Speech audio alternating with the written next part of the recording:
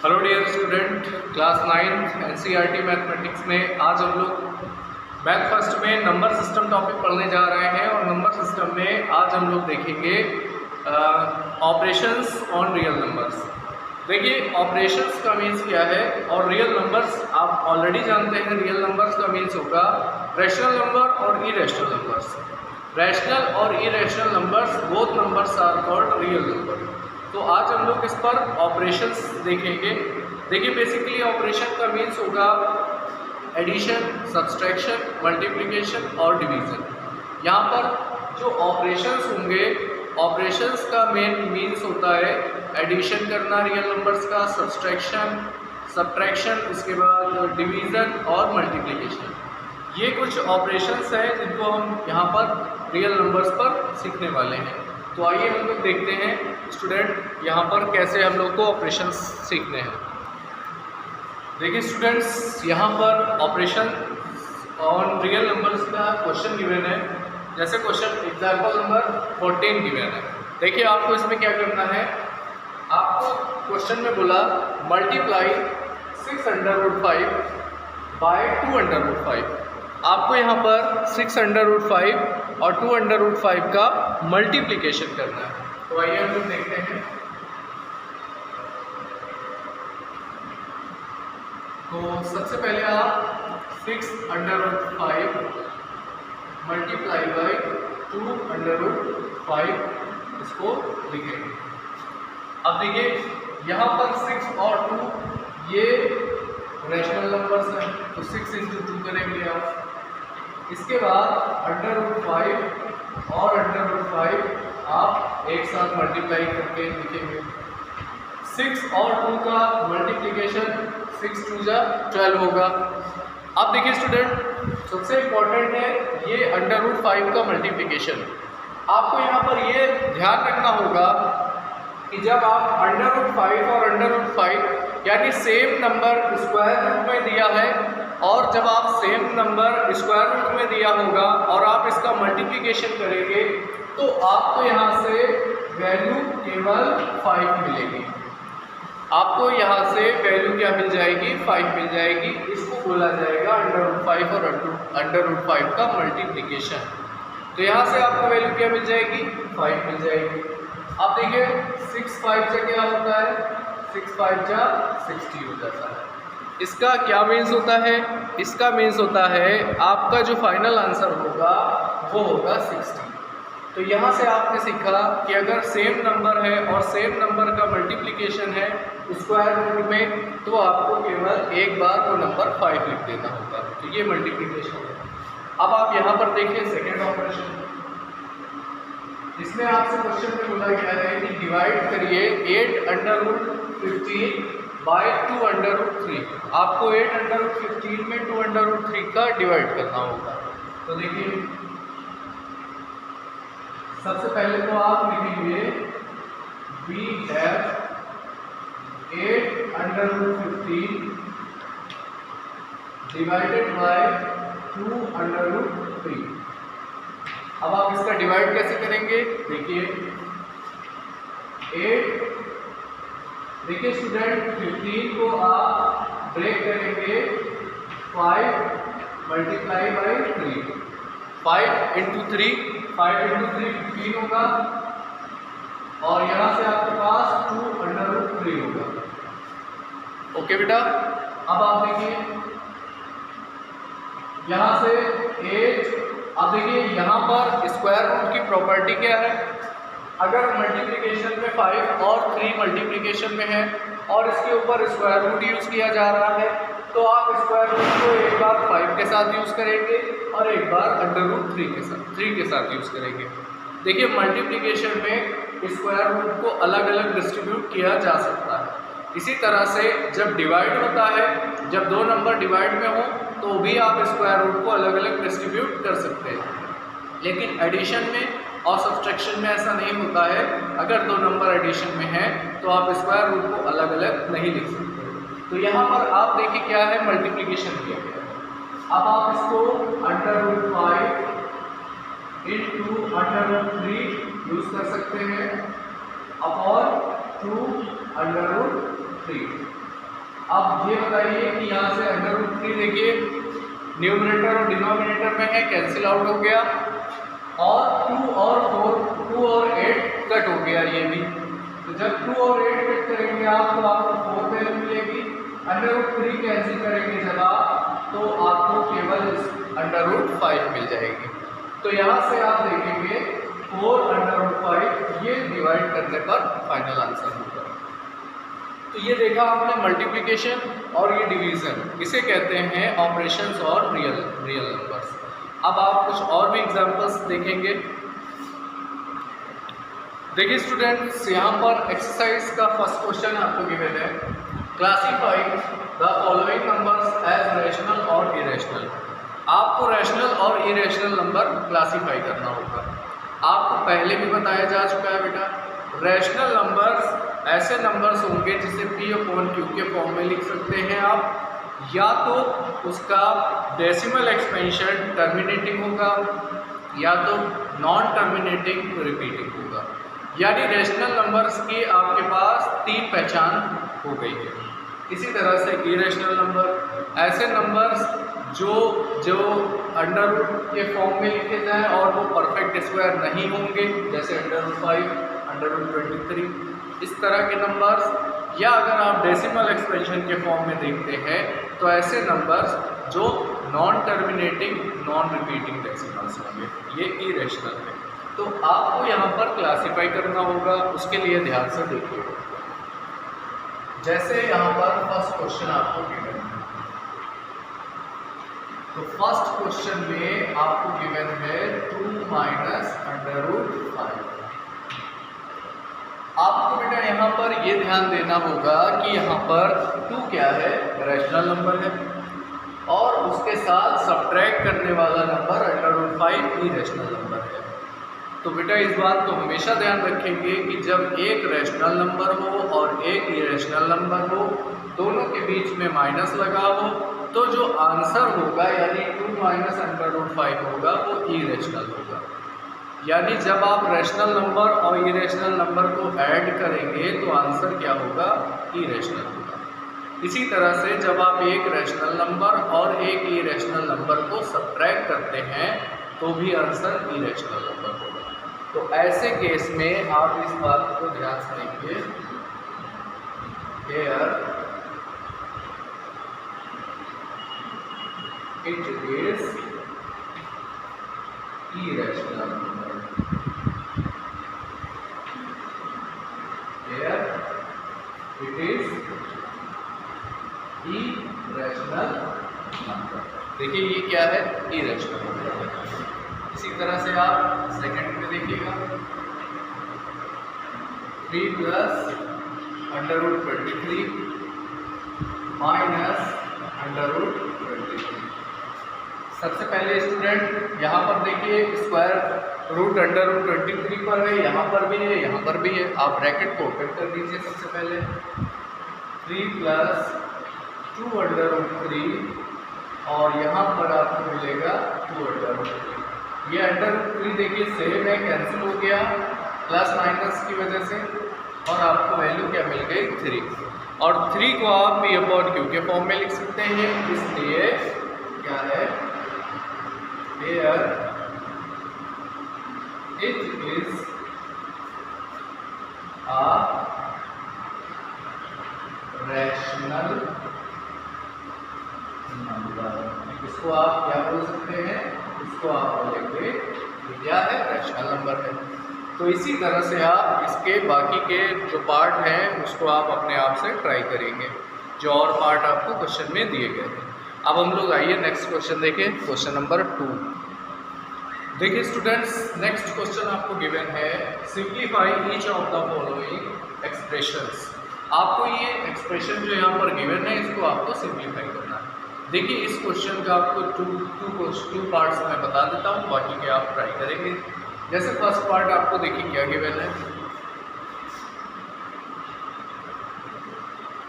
3 + √3 और 2 + √2। देखिए स्टूडेंट, इसको आपको सिंप्लीफाई करना है। सबसे पहले आप इसमें 3 का मल्टीप्लाई करेंगे तो देखिए यहाँ पर क्या होगा 3 मल्टीप्लाई बाई 2, फिर आप इस 3 का मल्टीप्लाई नेक्स्ट नंबर में करेंगे तो 3 मल्टीप्लाई बाई √2। अब अगला नंबर लेंगे, ये वाला √3, इसका मल्टीप्लाई 2 में करेंगे तो आप इसको लिख सकते हैं 2 मल्टीप्लाई बाई √3, और फिर आप इसका मल्टीप्लाई √2 में करेंगे √3 क्या किया है आपने, पहले नंबर का मल्टीप्लाई दोनों नंबर में किया, सेकेंड वाले √3 का मल्टीप्लाई दोनों नंबर में आपने किया है। अब आप देखिए बेटा, इसके बाद यहाँ से ये आपको वैल्यू मिल जाएगी 3 × 2 = 6। इस नंबर को आप 3 √2 लिखेंगे और इस नंबर को आप 2 √3 लिखेंगे प्लस। अब देखिए बेटा, यहाँ पर ये दोनों नंबर अलग अलग हैं, तो जब ये दोनों नंबर अलग अलग हैं और मल्टीप्लिकेशन में दिए गए हैं तो आप इसको लिखेंगे √3 × 2, क्योंकि आपको मैंने बताया था जब मल्टीप्लाई होता है तो आप √ को अलग अलग स्प्लिट कर सकते हैं। तो अगर आपके पास मल्टीप्लाई अलग अलग दिया है और √ दोनों नंबरों पे अलग अलग लगा है तो आप √ को एक बार यूज़ करके दोनों नंबरों को मल्टीप्लाई में भी लिख सकते हैं। तो हमने यहाँ पर इस तरह से लिख दिया है। आप देखिए, ये हो गया 6, ये होगा 3 √2 और ये होगा 2 √3। देखिए ये दोनों ऐड नहीं हो सकता क्योंकि यहाँ पर √3 है और यहाँ पर √2 है, यानी यहाँ पर ये एडिशन नहीं हो सकता है, ये ऐसे ही लिखा रहेगा। अब आप इसको देखिए, इसको आप लिख सकते हैं 3 × 2 = 6। तो इस तरह से जब आप इसको लिख देंगे तो बेटा यही आपका आंसर हो जाएगा, क्योंकि ये इससे ज़्यादा सॉल्व नहीं हो सकता है, तो आप इसको यहीं पर छोड़ सकते हैं। आइए अब हम लोग इसका सेकंड पार्ट देखें। इसका फोर्थ पार्ट आपको क्या क्या मैंने देखिए, √5 - √2 और दूसरा है √5 + √2, ये आपको गिवन है। तो सबसे पहले आप देखिए इसको क्या करेंगे, सबसे पहले देखिए स्टूडेंट, ये फार्मूले की तरह हो गया है, एक अलजेब्रिक फार्मूला होता है a + b a - b। जब आप a + b और a - b लिखते हैं तो आप इसको लिख सकते हैं a² - b²। तो ये एक फार्मूला है, आपको हम यहाँ पर लिखकर बता देते हैं, a + b × a - b।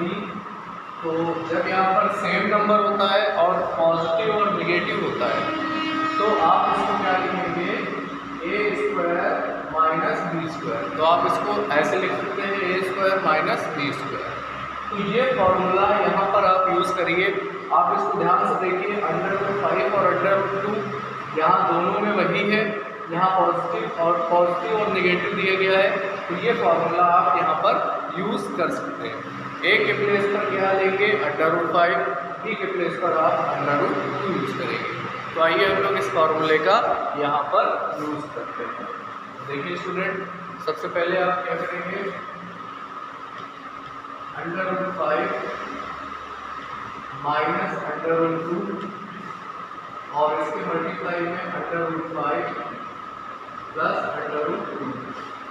अब आप जब इसको फार्मूला यूज करेंगे तो सबसे पहले आप a² लिखेंगे, यानी √5 का स्क्वायर, और दूसरे स्टेप में लिखेंगे √2 का स्क्वायर। √5 का जब आप स्क्वायर ओपन करेंगे तो स्क्वायर और स्क्वायर रूट कैंसिल होता है, यहाँ से आपको 5 वैल्यू मिलेगी और यहाँ से आपको 2 वैल्यू मिलेगी, क्योंकि स्क्वायर और स्क्वायर रूट कैंसिल होते हैं। अब आप इसको जब सॉल्व करेंगे तो आपको यहाँ से वैल्यू 3 मिलेगी। इसलिए बेटा ये आपका फाइनल आंसर होगा। इसके और भी पार्ट्स हैं, उसको आप लोग अपने आप से ट्राई करके भेजिएगा उन लोग। देखिए स्टूडेंट, नेक्स्ट क्वेश्चन नंबर 3, आप लोग इसको ध्यान से देखिएगा।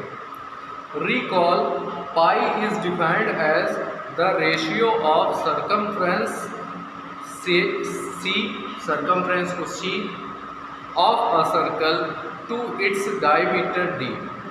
आपको ये बोला जा रहा है कि पाई क्या है, पाई है ratio of circumference and diameter of, यानी पाई क्या है, सी और डी का रेशियो होता है। सी क्या है, सरकमफ्रेंस है, और डी क्या है, डायमीटर है सर्कल की। आगे लिखा है that is pi is equal to C upon D, यानी पाई की वैल्यू क्या होती है, C upon D. This seems to contradict the fact pi is irrational. आगे बोला गया है कि ये चीज़ जो pi equal to C upon D है ये कंट्राडिक्ट करती है। कंट्राडिक्ट का मतलब होता है विरोध करती है इस बात का कि पाई क्या है, इरेशनल है। How will you resolve this contradiction. देखिए स्टूडेंट, यहाँ पर क्वेश्चन में कहा गया है कि जो पाई है वो सी और डी का रेशियो होता है, और आपने पढ़ा है कि अगर हम किसी भी नंबर को p अपॉन क्यू के फॉर्म में एक्सप्रेस कर सकते हैं तो वो रैशनल नंबर होता है। तो pi equal to C upon D rational number होना चाहिए, जबकि एक्चुअलिटी में पाई क्या होता है, इरेशनल नंबर होता है। तो आपसे ये पूछा जा रहा है कि ये कंट्राडिक्शन है, आप इसको कैसे सॉल्व करेंगे। उसके लिए आप लोग ध्यान से देखिएगा।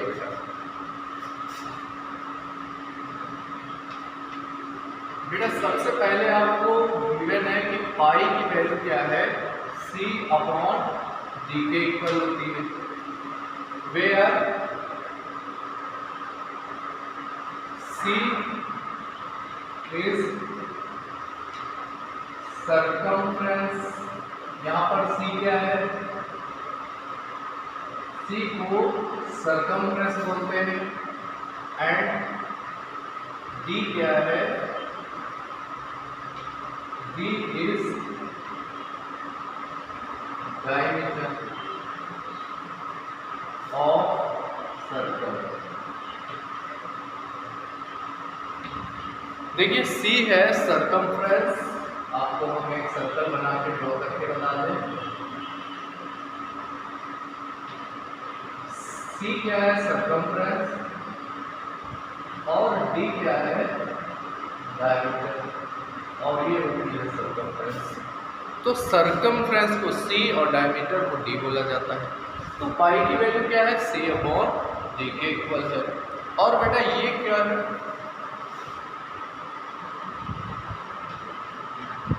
जब आप इसको C अपॉन D के फॉर्म में लिख सकते हैं तो ये क्या बन जाता है, ये एक रैशनल नंबर बनता है, क्योंकि ये P अपॉन Q के फॉर्म में हो रहा है। लेकिन बेटा यहाँ पर एक चीज़ है जो बहुत ही इंपॉर्टेंट है, आपको ध्यान रखनी है। C सरकमफ्रेंस होती है जिसकी एग्जैक्ट वैल्यू डेसिमल के फॉर्म में होती है। अगर आप इसका मेजरमेंट करते हैं, एग्जैक्ट अगर मेजरमेंट करते हैं तो ये क्या होती है, ये C क्या होती है, डेसिमल के फॉर्म में होती है।